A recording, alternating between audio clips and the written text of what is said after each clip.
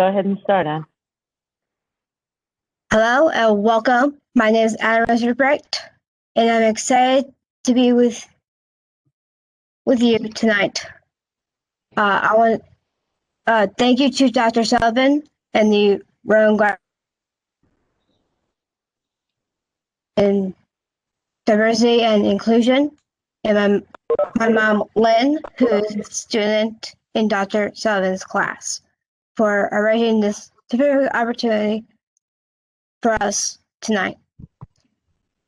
This past May, I was the first woman with Down syndrome to graduate from Rowan University with a BA in radio, TV, and film from the Recipient College of Communication and Creative Arts. My experience and education here at Rowan helped prepare me to start my own business, 47 Club Productions, which has led me to society and to strategy. In 2019, Dr. Judith Heumann received an honorary doctorate in humanities from Rowan for her work around the globe in disability rights. Dr. Heumann has led civil rights protests and sit-ins. She has been co-founder of Disabled in Action, the World Institute on Disability, and the Independent Living movement. She has performed on Broadway and given a TED Talk. She is an author, not just of her memoir, but she helped draft the Education Act. Dr. Heumann has served as an advisor on disability and development, as a special advisor on international disability rights with the department. She has been featured in 3 documentaries, most recently Crip Camp. She is also on several boards, such as the American Association of People with Disabilities,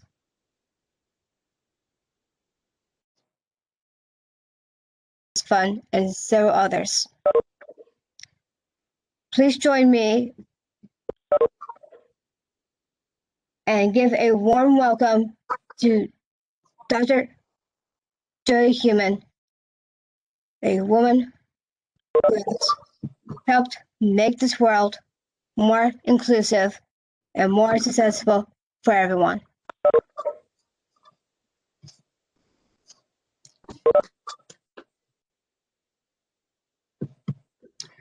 I am new to WebEx. Does anyone know how to turn off the beeping noise? Or I think the beeping noises may be people coming on and off, although I'm not an expert in this. yeah. Okay. Wait a minute. I might have found something. No, that's not it. Okay. So I don't know how to do it at this point. Anyway, so Dr. Judith Heumann, would you care to address us? Sure. So is everybody muted? That will help. I'm passing you the presenter. Sorry? I'm passing you the presenter privileges if you need them. But okay. So what I'll do is give a little bit of a presentation, and then what I really prefer to do is to engage in discussion. So I don't know if anybody's been designated as a moderator to ask me questions, but we'll do it this way. So I am a 72 almost 73-year-old white disabled woman with maroon glasses and brown hair, which is under my ear, and I'm wearing earrings that are black with white flowers in them, and I am wearing a pink and black top, which goes with a suit jacket, which I just took off because I can't stand wearing them. And I'm in the foyer of our apartment, and I have various photos and other memorabilia from my family and my husband's family, and that's where we are. The door may open, people may come in. I don't have a separate room to go to. We have a 3-bedroom apartment. My husband and I are in 1 bedroom, and I have 2 people who live in the house who help me in the mornings and evenings and on weekends. So I guess a little bit about my background. Anna Rose did a great job of reading that bio. Sorry, it's so long, but it's only because I'm older. And I think, how many of you have seen Crip Camp? Okay, how many have heard of Crip Camp? Okay, any of you read the book, my book? Okay. And all of you who I can't see your faces, see if you're willing not to be shy and come forward. Anyway, Crip Camp, I think, is a film that many of you would actually like if you're interested in disability rights related issues. And it is a documentary that is being distributed through Netflix and was produced by the Obama Higher Ground Production Company. And it was directed by a gentleman named Jimmy Labreck and Nicole Newnham. Jimmy is in the film himself. He's a disabled guy who, at the time that, when you see the film, you'll see that there is footage from 1971, which is one of the, I think, very interesting parts of the film, that there is about a third of the film is focusing on disabled people's experiences at this camp called Camp Judith, which was in Hunter, New York. And what I think is really important about the film overall is that it's really documenting an important aspect of what has gone on in the US, namely the growth and evolution of the disability rights movement. And Camp Judith, one of many camps, but what I was very fortunate about Camp Judith is that in Hunter, New York, in 1971, there was a new company that had been set up by 2 young men who were doing video work. And they had come to the camp and offered to train some of the campers in using the video camera. And Jim Labreck was one of those 15-year-old kids who later on became a sound engineer and then a director in this film. But he was one of the people who was going around filming at the camp, including this really great roundtable discussion from disabled teenagers about experiences in their life. And a lot of what they showed was a period piece of youth talking about their families, and it was people with various degrees of significance of disability. So talking about issues around autonomy and overprotectiveness of parents. And I think it's a very meaningful part of the video, but it also really portrays life at camp, how we were, learning, having fun, and then follows a number of the people in the film and the trajectory of our lives and how many of us became activists.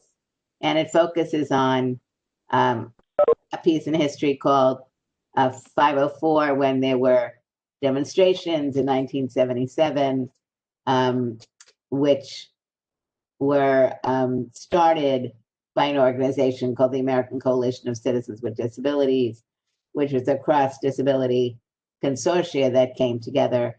The first one really, I think, of its kind in the US. Unfortunately, it only lasted about 7 years. But nonetheless, it showed the importance and strength of a cross-disability movement, being able to really focus on trying to get this very important set of regulations signed by the Secretary of Health, Education, and Welfare in 1977. The film itself and my book really allowed people to get a glimpse into what life was like for disabled individuals from the 50s through today, allowing you to see experiences when we didn't have laws in place. And, you know, for example, my mother took me to school and I was deemed a fire hazard and unable to go to school until I was in the 4th grade, and then only able to go to segregated classes. And so you really get an understanding of where we were, work that was done to get the 504 regulations in place, the struggle to get the Americans with Disabilities Act in place, and the progress we've made, how we've made it, and what more needs to be done. The film is much more interesting than what I've just said, but I'm giving you kind of a nutshell. I think it's the film itself was shown at Sundance. It was the first film actually shown this year at Sundance, and it showed, I think, about 10 times. And I was there for about 4 or 5 of the previewing, and there were thousands of people who saw the film at Sundance. Most of them not disabled, like vast majority, not disabled individuals, people who really knew very little about the disability rights movement, and I think left the film feeling like, why didn't they know this story? And I think that's one of the most prominent comments that we get from non-disabled people and even disabled individuals who are younger and didn't live through that period of time, not knowing about much of what had happened at that point. And of course, this film is like a slice of a part of what has gone on. And I think that's what's important to realize, that this documentary, I think, is an excellent documentary. Hopefully, it's going to be nominated for an Academy Award. At the end of the day, it's only a part of the history.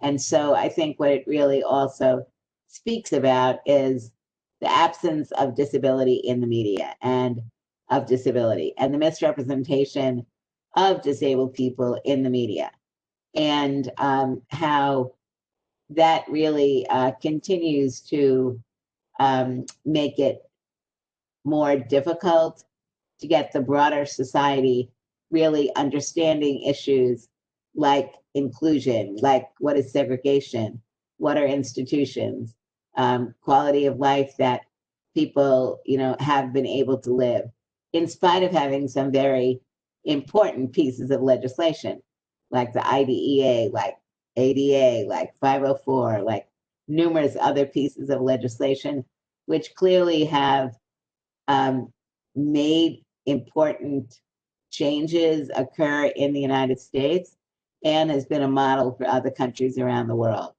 But that being said, I think when we look at discrimination based on race or gender or sexual orientation or disability or religion, these forms of discrimination have, as a rule, been evolving for centuries. And so it's not that one can kind of snap their finger or produce a good course that would enable people to understand history, what oppression is, the kinds of oppression and discrimination that people have faced, and ultimately what we need to be doing to make some, in my view, pretty significant changes in order to be able to address issues of racism and ableism and sexism and homophobia on, because we're needing to really, at a university, I think many people understand this, and I don't want to just say that only people at universities can understand this, but for those of you who are at universities, either as teachers or as students, you're there for a purpose. You're there either to teach, you're there to learn. And what I'm hoping is, people are being taught and learning information that can really help transform our country and the world. And yet, I think we can all acknowledge that there are dramatic changes that continue to be made at universities in order really to be able to consistently provide education and training that will be meaningful as people move, for example, into fields like education. When moving into the field of education, for me, when you look at the education of disabled children, when you look at the education of disabled children from poor and minority communities, and you look at the disparities that exist there, really, what is it that we're doing to address the current situation in order to be able to make some dramatic changes? And that can be said in the environment, in urban planning, in housing, and disability is still not a meaningful part of the discourse of what we're learning. So I guess, for me, I've been very fortunate to, when I was growing up, it really wasn't the norm at that point that women saw themselves as getting jobs and working throughout their life and maybe getting married and having kids. That was not the typical trajectory. It was maybe you get a job and you get married, maybe you'd go back to work at some point. That's completely different today. But for me, as a disabled girl and young adult, my family very much spoke to me about that I needed to study. You don't know if you're going to get married. You need to be able to economically support yourself. And that was a very important message that I got. And also one of the messages was, you got a job and you typically stayed with that company for the rest of your life. And of course, that's another thing that has dramatically been changing. And I've been really lucky that I've had some really jobs that I feel have been very educational for me and allowed me to work with teams of people to be a little bit of the change that we're trying to make, both federally and internationally and locally. And then working with nonprofit organizations that have basically been disabled people's organizations, both in direct services and policy work. So I think that we have more people who understand issues around disability. There are more disabled people that are identifying as having disabilities. But when you think about the fact that in the US, we're talking about 61 million disabled people, according to the CDC, you can see that our movement has not really gained the depth that hopefully it will continue to gain. I think another point that I want to raise is disability is kind of unique. And by that, I mean, we have so many different types of disabilities. And I think frequently, when one is identified as having a disability, you're kind of ushered off into the medical group that understands the A, diagnoses you, and B, may well be looking at medical issues that may or may not need to be addressed. But, you don't enter disability where the medical community will say, typically, this is your disability. These are things that you can anticipate. These are ways that we can help address your ability to enter or remain in the community. And certainly, there's not a lot of discussion going on about a disability rights movement that you're not joining. And here are organizations out there that you may want to join and participate in. That doesn't really still happen. But what we have seen over the last 50 years is, as I mentioned a little bit ago, more of a cross-disability movement that is emerging. And, you know, when you look at the fact that most disabled people are not born with their disabilities, when you look at the fact that disability cuts across everything, Black disabled people, Latino disabled people, Asian disabled people, Indigenous disabled people, you know, from the LGBTQ community, different religious communities, on and on. And and different types of disabilities, intellectual disabilities, developmental disabilities, mental health disabilities, you know, sensory disabilities, physical disabilities. And there's all types of prejudice that exists across all these communities against people with disabilities, against people of different racial backgrounds, different religious backgrounds. So there's a huge amount that we're trying to address. And I think one of the important parts of the disability community is that we really are working towards trying to look at the breadth of the movement.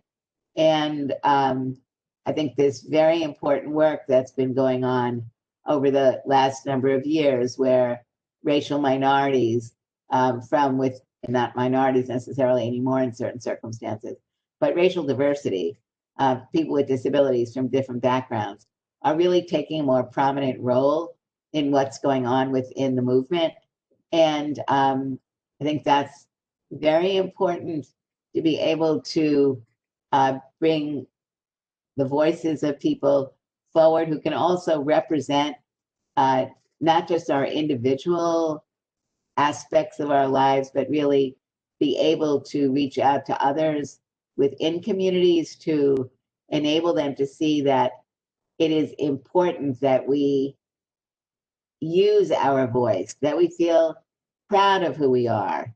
And the reason I use the word pride is because I think if you feel good about who you are, you also are more able to really speak up and out individually or collectively about the existing problems and the kinds of changes that need to happen. I would say that, you know, as much progress as we've been making, and I do believe that we have been making progress, we still are not at the level that I hope we can become more in the next 5 to 10 years.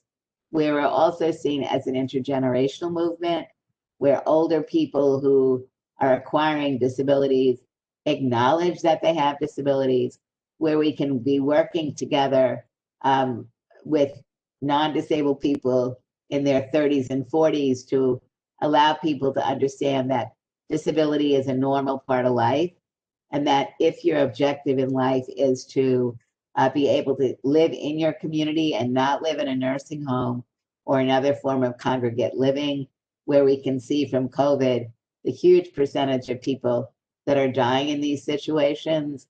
If we can get people to buy into this and see themselves as having the possibility of acquiring a disability, and looking at the lack of policies and budget that is causing people to have to be living in these situations, and get included and work with the disability community and learn from us, I think that we can also be looking at making some fundamental changes, which also will raise all ships.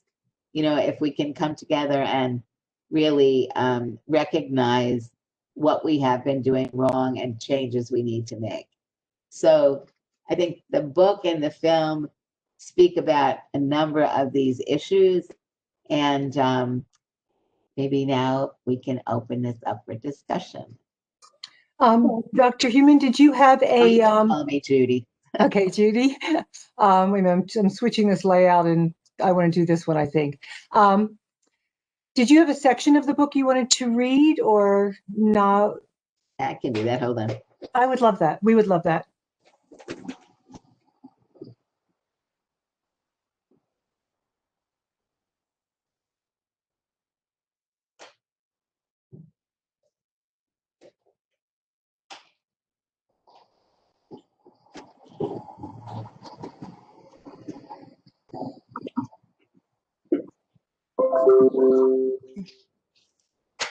Okay, thank you. So I'm going to read a part where I'm about 8 years old in my neighborhood. I didn't use a motorized wheelchair at that point because there weren't many motorized wheelchairs. They didn't really come into more use until the 70s, 60s, a little more, but this takes place in the 50s. I think it was a beautiful sunny day, but it might have been cloudy. I don't remember. What I do remember was being caught up in my conversation with Arlene as she pushed me in my wheelchair, talking about what we were going to buy at the candy store or what we wanted to do later that day. We were pleased to be walking around the corner to buy sweets in front of Dr. Nagler's brick house, which I knew was Dr. Nagler's house because I'd been there with my mother for her doctor's appointments. We paused to cross the street. Arlene turned me around to lower my wheelchair off the curb, pushed me across the street, and then, once we reached the other side, she put her foot on the metal bar on the back of my chair, tipped me and the chair back, and lifted my chair onto the sidewalk. As we did this, a few kids came toward us from the opposite direction. They were walking slowly down the sidewalk. As they passed, Arlene shifted my wheelchair to the side to make room for them. We didn't know them and didn't pay much attention, engrossed as we were in our conversation. So I was surprised when one of the kids turned suddenly to look at me. He stood in front of me, staring down at me in my wheelchair. "Are you sick?" he asked me loudly. I stared at him, not understanding. "What?" "Are you sick?" he repeated insistently. His voice boomed. I shook my head, trying to clear the words away. I was still confused, but couldn't speak. "Are you sick?" he asked, slowing down words as if I were a toddler. The world went silent as the words reverberated in my head. I couldn't hear anything except those words. "Are you sick? Sick, sick, sick, sick."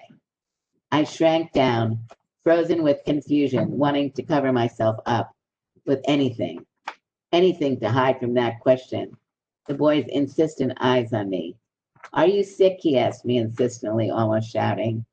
Suddenly, I became aware of Dr. Nagler's house behind me, and my face turned a cringingly red, deep red. Does he think I'm going to the doctor's office? But he's not my doctor, I thought. I fought back tears. I wouldn't cry in front of everyone. I wasn't sick. It made no sense. I knew I wasn't. But then, why was he asking me that? I became uncertain of myself. Was I sick? I saw myself through his eyes, and the light around me shifted. Shadows emerged from the corners of my mind. Previously submerged words, thoughts, and half-heard conversations tumbled into the glare of a spotlight. In a blinding flash, everything in my life made a perverse kind of sense. I couldn't go to the school. I couldn't go to that school. I couldn't do this. I couldn't do that. I couldn't walk up the steps. I couldn't open doors. I couldn't even cross the street. I was different, but I'd always known that. It wasn't that. It was the world and how it saw me. The world thought I was sick. Sick people stayed at home. They didn't go out to play or go to school. They weren't expected to go outside, to be part of things, to be a part of the world. I wasn't expected to be a part of the world. Abruptly, I knew this to be true, as if the knowledge had already existed for years throughout my entire body. I felt nauseatingly humiliated at the idea that everyone else had known this but me. Had they kept it from me? The embarrassment settled in as a cold ball deep in my stomach, where I could feel it spreading into my limbs. Was it sunny or cloudy? I don't know. I remember Arlene was pushing me. We were going to the store to buy candy, and we were chatting. And I was a butterfly becoming a caterpillar. So now you want to open up So, discussion? Judy, This is Nadine. I interviewed in my dissertation, my work was interviewing activists in the marriage equality movement. And I asked them what did they feel caused them to become an activist? You've already mentioned that there are thousands of people, involved in the activism, in the movement you've led, maybe even more than that. And in your book, you mentioned at the end, that for every name you had mentioned, there were thousands. Right. Do you have a sense of what gave you the impetus to activism, or what's given it to others? I think it's probably the same thing that your research showed, which is, a feeling, and I think the film is an important part of this, showing kind of how we were evolving, but allowing disabled people to see that the barriers we were facing were barriers that many people were facing. And in the area of disability, I think one of the important aspects of what was going on is we began to use the word discrimination. So in the late 60s and 70s, and certainly moving forward, we really began to use the word discrimination, which I think was very important, because disabled people still are in many ways isolated from other people. We don't know other people who have disabilities, or many disabled people don't know other people. And as we were able to come together and share our stories, but equally importantly, not the stories of the moment. The stories of the moment are very important. Who am I today? What is my experience today? What was it yesterday? What would I like it to be like tomorrow? And recognizing that we as a community, and not just disabled people, but right now talking about disabled people, we are the ones that can help change the future. And we need to be working with all these other communities who are also trying to change their futures. And I think for me, it was the number of experiences of different forms of discrimination, being denied the right to teach, having to ultimately sue the Board of Education, many incidents over the course of my life and many people's lives. So, my story, one of the things that I have appreciated is people who've read my book and seen the film, how they relate to the stories, how people see themselves in these stories, and how they become empowered by seeing and reading this story and many other books and films that are coming out on disability. Although I think there are more books coming out around disability than we need to see more going on, both in documentary and then authentic representation in television and across the board. So I think, for me, it's getting to it. I love the challenge of no. I mean, I think from a very early age, I like to turn no's into yeses. And I think, for me, it's, if you've seen my TED Talk, it's, part of it's funny. It's only about 20 minutes. And I give a number of examples of things that I've done where no's have been turned into yeses. And one of the ones I like to talk about is I grew up in Brooklyn. I went to California when I was about 25 to go to graduate school and to get involved with an organization called the Berkeley Center for Independent Living. And I lived there for about 18 years. In the middle, when I was living in California, we'd done a lot of work, did the litigation, buses were accessible.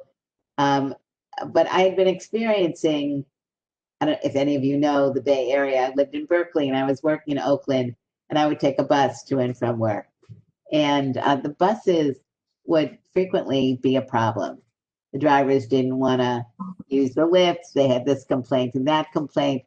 And I remember, a number of times when the bus would come by and they wouldn't pick me up. And I had kind of lost my Brooklyn spirit. It was like I complained, but And then I was in New York with a friend for a meeting. It was a really lovely day. And we walked from her office to the bus stop.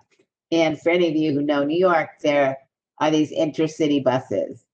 And they were newly becoming disabled. So you would have to call and find out when the accessible buses were going, because they didn't run all the time. And the last bus left Manhattan for Brooklyn at like 6 o'clock.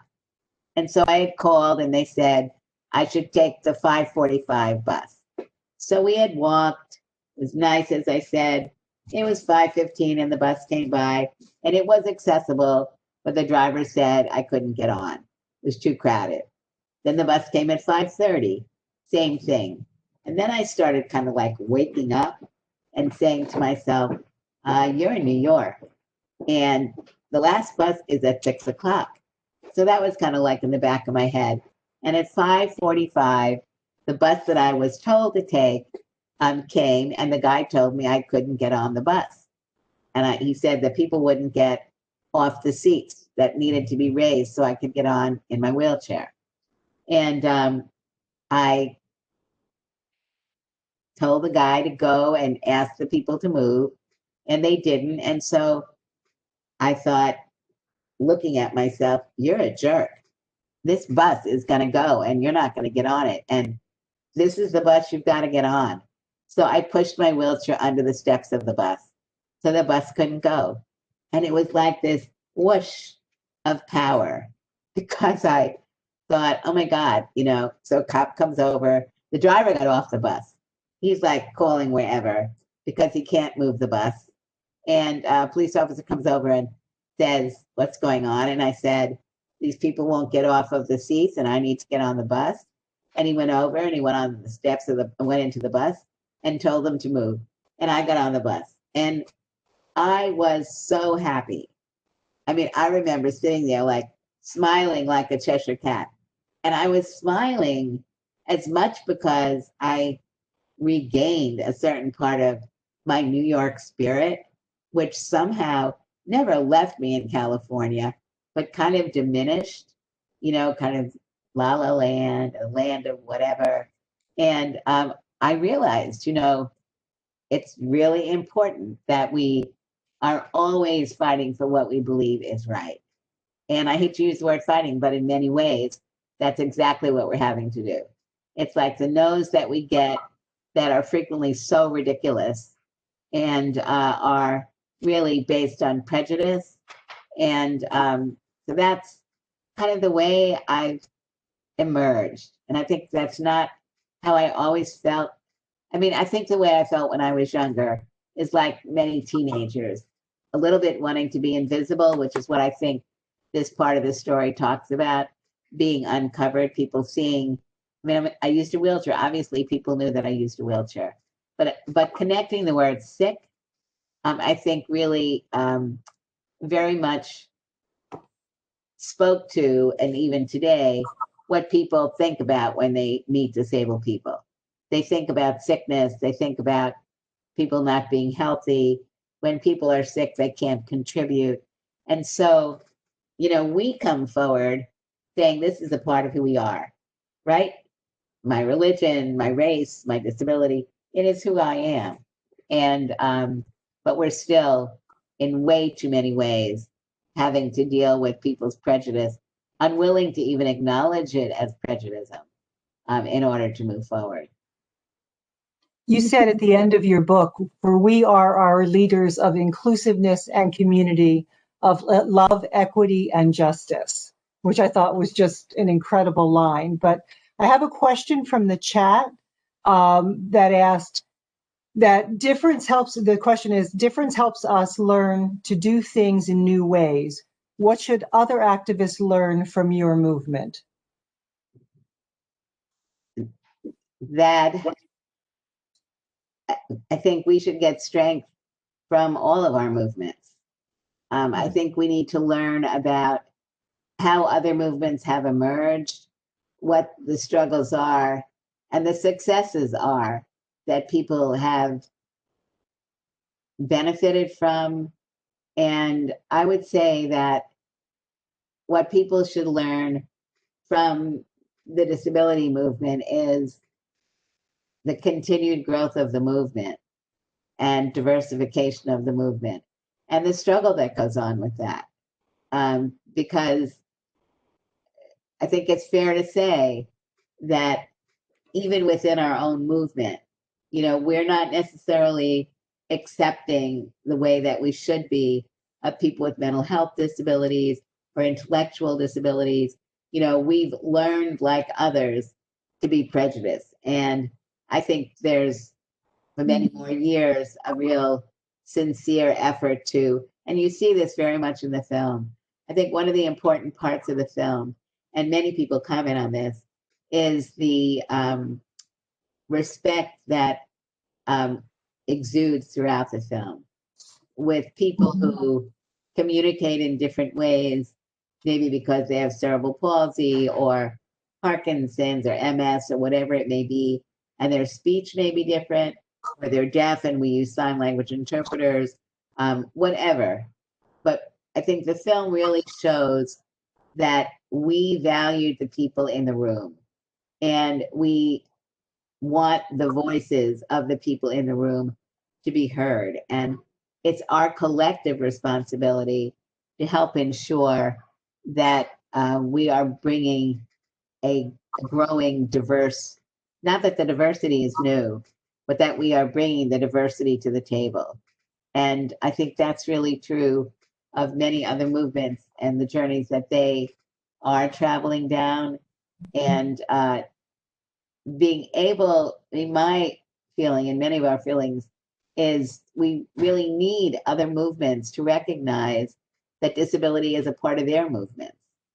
And that there really needs to be a look at what biases exist that are really making people feel uncomfortable or not necessarily welcome. And I, can talk about, I'm a Jewish disabled woman, and all of those parts of me are important. In the Jewish community, I think it's very fair to say that, we've been acknowledging more over the last couple of decades that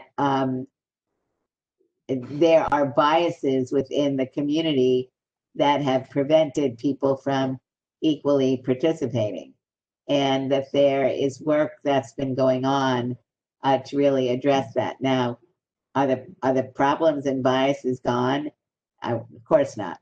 But I think what we've seen is a more open, honest discussion and more pausing and thinking and listening about what people are saying and what needs to happen. And I have friends, for example, from the LGBTQ community who will talk about how it's difficult as, people with different types of disabilities in that community, and how they're working on trying to get disabled people, really accepted and included. And that can be said across all of our communities. So it's a positive evolution. I noticed in your book, I think in the Fight for 504, how very cross-coalitional you were in your organizing and those working with you to organize. And just, clearly, and you've highlighted that there are disabled people in all of the other movements. So we really need to keep that cross-conditionality there in our collective action. We have another question. Someone asked, how can someone become a better disability rights activist? I mean, I think it's, how can we become more engaged with other movements? It's meeting with people, it's learning from people, it's listening to people, it's supporting what the disability movement and other movements are trying to advance. And it's also you're taking responsibility for the inclusion of disability and other diverse communities in, like, your job, in your school, in your community, with your family, whatever it may be. And it's, I think, incumbent upon all of us to be able to look at ways that we can have dialogue, to really have open, honest discussions. Yeah. There's someone who said, it's my observation that many policies adapting to movements are reactive rather than proactive. She asked, do you agree? And what advice would you offer to the exiled? Do this.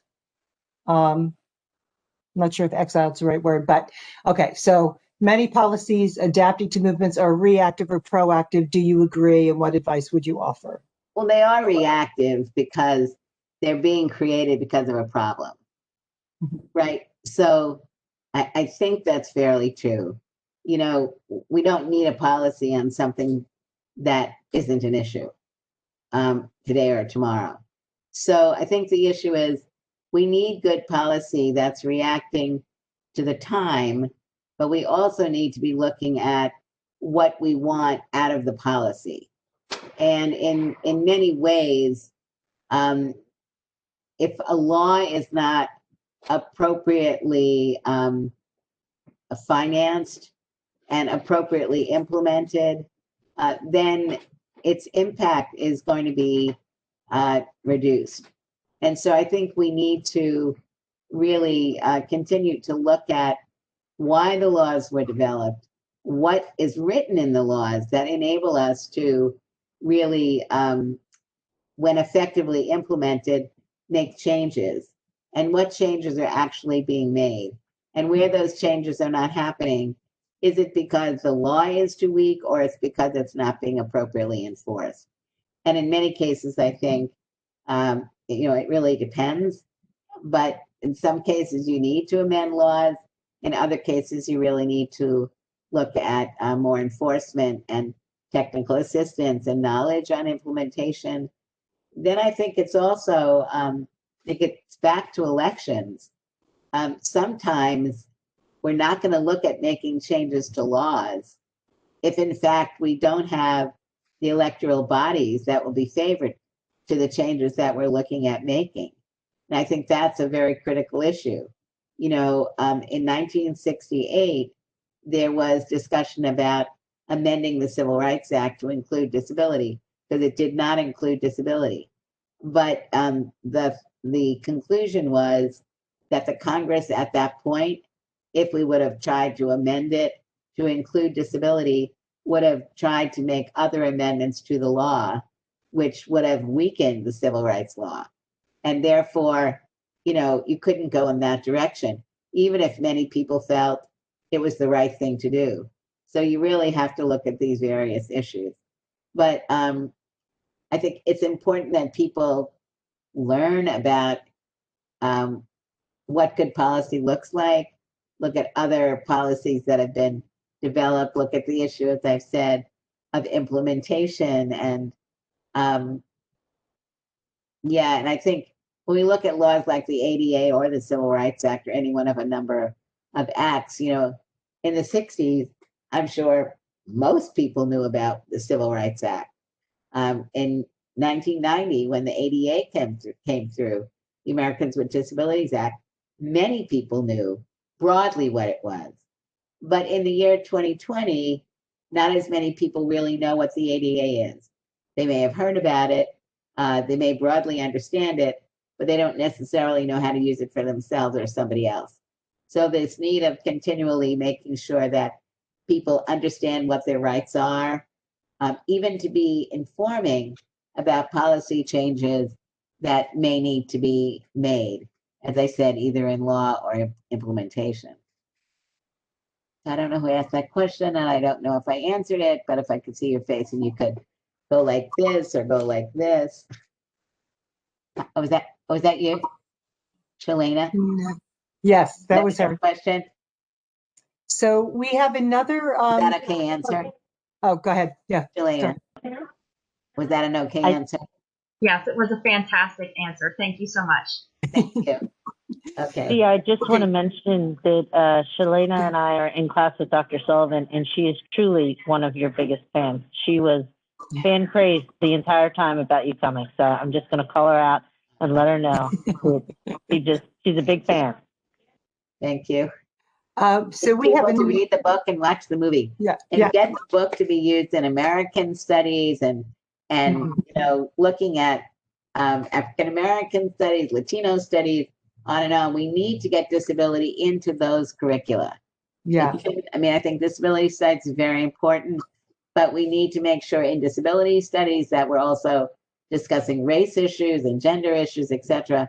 And likewise, in the other subject matters, we need to make sure that disability is also being included. So, Judy, we have another question. The question says, we recognize a growing university neurodiversity movement, yet many of our neurodivergent college students and students, let me not miss it, with other invisible disabilities do not disclose their disability due to concerns about biases and repercussions. What are one or two key steps you can recommend we do as a university community to ensure students know they're recognized and respected along with other forms of diversity? I would say it's not just the students, it's the faculty and the staff. What is very important is that when people believe that diversity is something that is not only, well, that is being espoused as being of value, but that people can actually see how that is being implemented in college campuses, that can see from the leadership across the institution that they are listening to what students, staff, and faculty are discussing about what the barriers are, changes that need to be discussed, and where in the case of people with invisible disabilities, that there really is a discussion which allows people to see that, well, trust has to be built. And by that, I mean, if you've had a lot of negative repercussions because you have a hidden disability, comments that people may be making, experiences that people may have had where they do disclose and there's been something negative that's happened. All of those things do not, and they may not be happening on the college campus. They may well be happening in your home or in your community or areas that you're active. So trust, I think, is very important. And at the end of the day, it's ownership. So if many people on, in this case, a college university campus feel that there are sincere efforts being made and that there is real listening going on and changes occurring, things will not change overnight, but that people can really measure the progress, see it, touch it, feel it. I think over time, those numbers can change. I was on a call yesterday. Let me see if I can explain this. So I was on a call yesterday, and I was giving some advice on a project. And one of the things that one of the women was telling me is that they had been working with another company doing data gathering around women, disabled women, women of different colors, etc., about their experiences in the workforce. And once they had collected this data, they were then doing subsets of meetings. However, they couldn't do it with disabled women because not enough disabled women agreed that they would come forward for a subset of discussions. And my projection is many of those women had hidden disabilities. They hadn't disclosed, or they had only nominally disclosed that, they didn't feel safe in doing this. And those are all kind of ambiguous words, but I find that as people with invisible and visible disabilities are more willing to come forward and talk about how their disability impacts their life. And in many ways, it's positive, things that we are able to do and problem solving that we do, but also to be able to talk about the, as I've been saying, the impact of prejudice and why it keeps people closeted. And closeted, fits many different communities. And certainly people with invisible disabilities, many of them are closeted. They don't know what the law says. They don't know that they have a disability and that they are covered. They don't know what discrimination is, or if they do, they frequently are afraid of using it. And, when I worked at the State Department, we had a delegation from another country, and we were having lunch, and it was a served lunch, seated lunch. And when dessert came by, one of the men at my table said to the waiter, no, I can't eat that. And he said to me, I'm diabetic. And I said, well, you should have told us, because diabetes is a disability and we certainly can get you another dessert. And he said, oh, diabetes is a disability. In his country, diabetes wasn't considered a disability. In India, for example, and I was on a call today, the government still officially says 3% of the country has disabilities, when in the US, it's 22%. And they keep the numbers low by narrowing the definition. And in narrowing the definition, there are also huge percentages of people who aren't getting benefits as a result of their disability, or not really counted in the work that needs to be done. So, I think these are all issues that we continue to need to address. I have two questions I'm going to combine. One asks, in what ways do you see capitalism contributing to the oppression of all people, including people with disabilities, and how should that be addressed? And there's a second question about the fight for justice for disabled people in regard to money, and how if you get more paid work, you might lose home health aid hours or services and to function independently. So capitalism and the financial issues of working in home health aid. And I think the issue of financing is a critical issue. And again, it's not just for disabled people, but talking about disability right now, and laws that exist that in my view are quite punitive, do not allow you to earn above a certain amount of money because you're at risk of losing your health care. Not so much now with the ACA, but you can lose other forms of financial support, which for people with certain levels of disability can really adversely affect them. So, for people who need more accessibility, you may well, for example, need to be renting a place, buying a place that is closer to accessible transportation. And as an example, the closer you need to be to accessible transportation, very typically the rent or prices of homeownership are higher. And so people may well have, before you even talk about whether or not a person needs a personal assistant and other kinds of supports, before you even get into that discussion, looking at the policies, gets back to this other question earlier. Frequently, the policies that are also being developed, they're looking at costs. And so I would say, when looking at financing, it's very fair to say that there are great inequities in our countries around the world. I think the United States certainly has huge inequities where, not again just in the area of disability, but across the board, where we are not supporting people in getting health care, in having adequate money for food and for shelter and other expenses. And I think those are issues that as communities we really need to address. Discrimination against disabled people in communist countries is also very severe, and there may be some financial benefits that they may be getting, but segregated educational systems, high unemployment rate, etc., is prevalent in those countries too. So I'm a little less into using terms and more into looking at economic equity issues. And I think in the United States, one of the problems that I think exists in this country is we know very little about what other countries have. So we know very little, for example, about what does healthcare look like in other countries.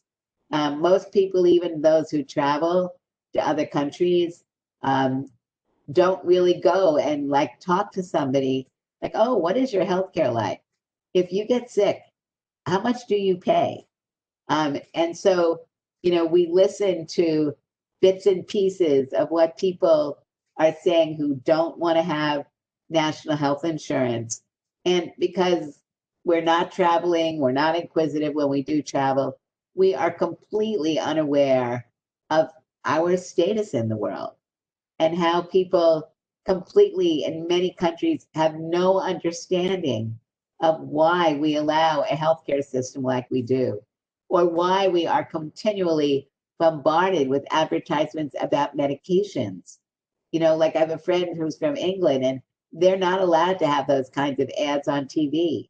And here it's like 90% of the ads we have are selling medications. So we are, I mean, at the end of the day, we need to be more informed. We need to be more proactive.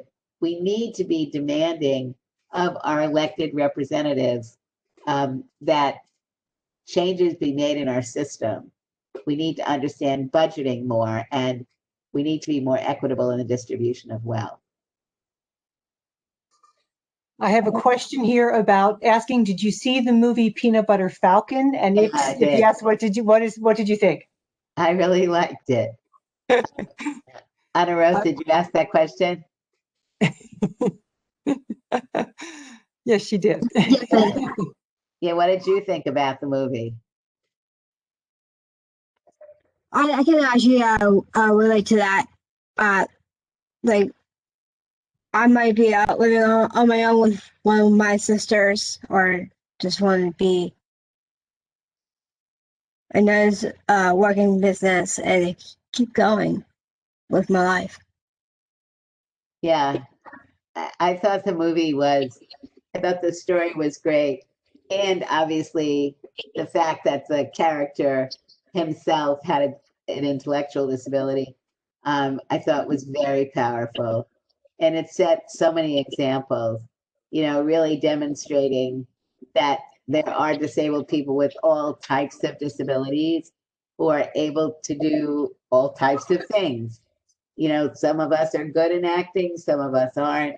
But for those people who are, you know, they need to have a chance. And that's one of the big problems, you know, in media, that disabled people are not getting the chances or the training that they need to be able to be successful. So I really like that movie a lot. Same for you as well. I have Thank you. another question here from an emergency management major who says that disability studies is baked into some of his classes. But asks, are there any online or in-person classes that you would suggest, any resources you would suggest for someone in emergency management or the rest of us? I would do a couple things. There's an organization called the World Institute on Disability, and the executive director of WID, her name is Marcy Roth, R-O-T-H. Marcy used to work for FEMA. She came in the Obama administration, and she basically set up a program within FEMA that was very much looking at emergency preparedness and disaster relief. And her email is, I think it's roth@wid.org. And go to their website. There are many different organizations that are working on this issue, but I would start there. I'm sure they can give you great links. And FEMA is also obviously continuing to do work in this area. And we'll see what's going to happen with the Biden administration, because I'm sure it's going to get a jump. I'm going to ask one more question from the chat and then one more to throw the floor back to you for myself as we sort of wind down, because we're coming to 6:07. So our, yeah, I believe this computer has the right time. One of mine doesn't. So this question is, speaking of non-visible disabilities, mental health issues are becoming so prevalent, especially with the pandemic. Do we intersect mental health with disability, and how do we help support a mental health movement? And with that, another person said that was there an age in you? So she said, talked about her own mental health issues, and she said, was there an age at which you came to accept yourself, and how did your life change for the better? So, okay. So first of all, mental health, people with various forms of psychosocial disability is definitely covered under Section 504, under the IDEA, under ADA. It depends on what the issues may be when looking at discrimination, but it is very important that our movement do a number of things. One, really continue, as I've said, being cross disability, and what that means is working with organizations that are run by people who have psychosocial disabilities, helping people to understand and learn from each other about the forms of discrimination that people may be experiencing, and what kinds of supports are out there, how to get support from other people in the community. And when did I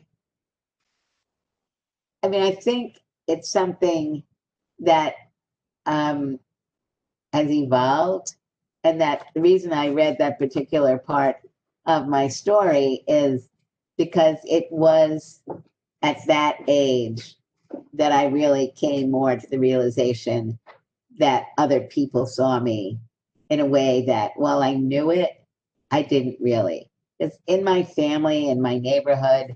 I knew that I was different, but we did things in such a way that as kids, we learned how to accommodate.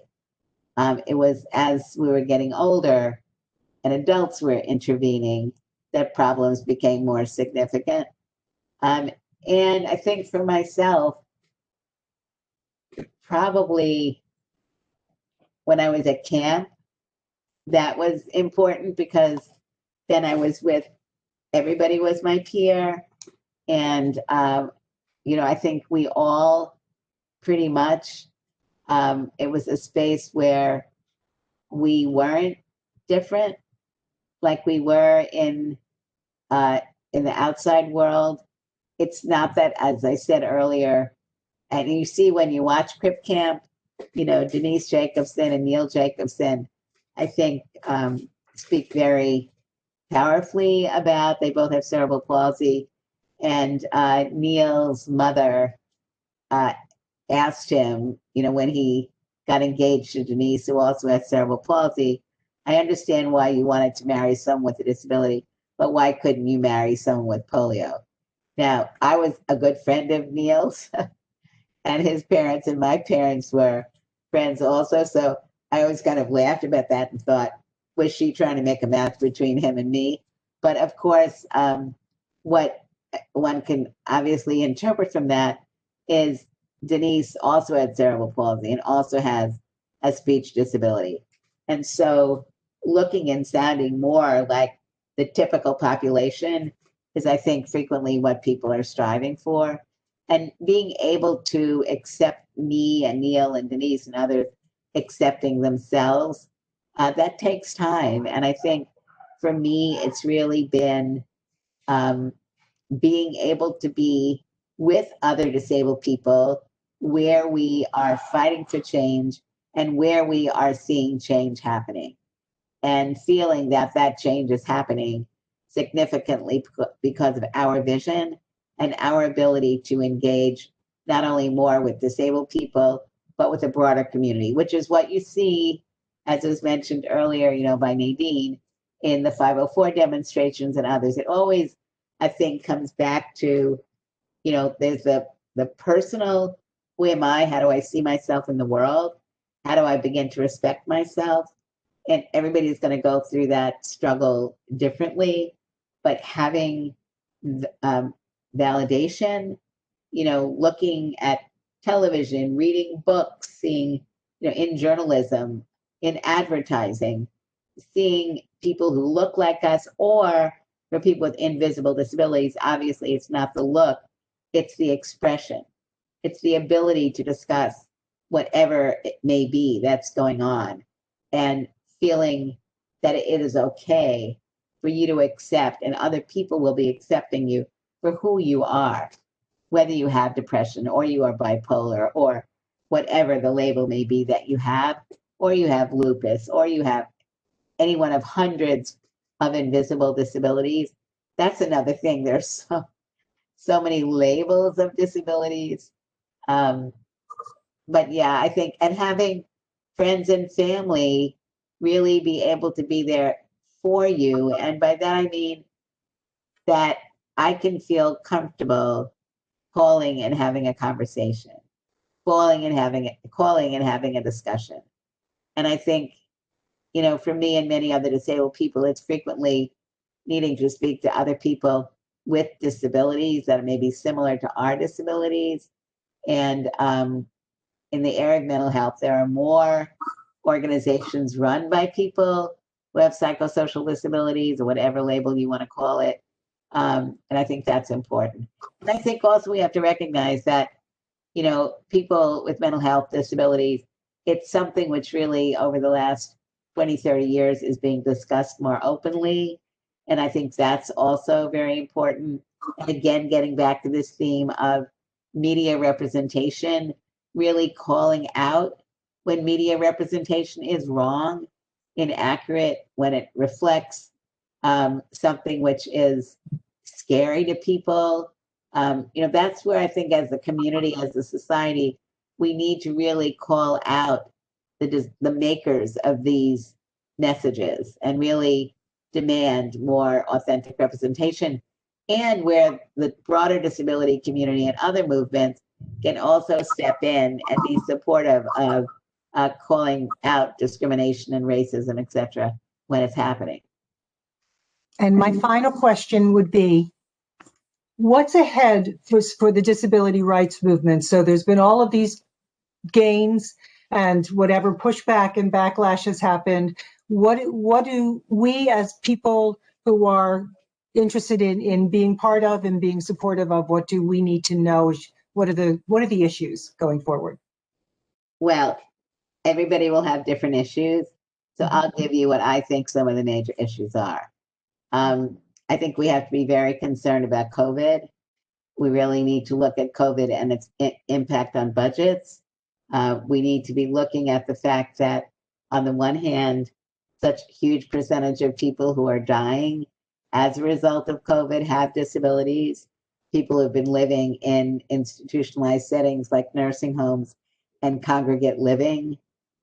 We need to look at what is going to be done so that we don't wind up with more people in segregated living programs. And the reason I'm saying that is, if we're not providing appropriate funding for people to be able to live in their communities, in many cases, it's not that it's cheaper to live in the nursing homes. It can be equally expensive or more expensive.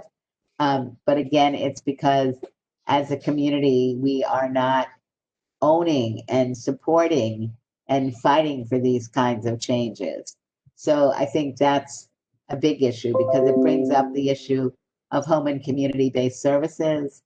And, you know, home and community-based services are not adequate in most communities. And so, you know, they may be income linked, and so also retards people's ability to be able to earn money, more money than they in many cases are able to earn, because they could be losing benefits.